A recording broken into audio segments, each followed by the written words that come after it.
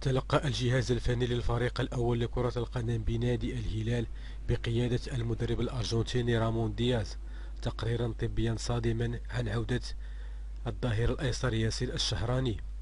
وتعرض ياسر الشهراني لإصابة قوية بعد ارتطامه بمحمد العويس خلال مباراة المنتخب السعودي ضد الأرجنتين، وبعدها خضع ياسر الشهراني لعملية جراحية في عظام الوجه وجراحة أخرى في البنكرياس تكللتا بالنجاح. ووفقا للصحف السعودية، فقد تسلم الجهاز الطبي في نادي الهلال التقارير الطبية الخاصة بياسر الشهراني عقب إجرائه فحوصات طبية عدة في مستشفى الحرس الوطني على مدى اليومين الماضيين. وأشارت التقارير الطبية أن موعد عودة الشهراني إلى التدريبات الجماعية ربما يكون خلال فترة استعداد الهلال للموسم المقبل، ما يعني غيابه طوال منافسات الموسم الجاري.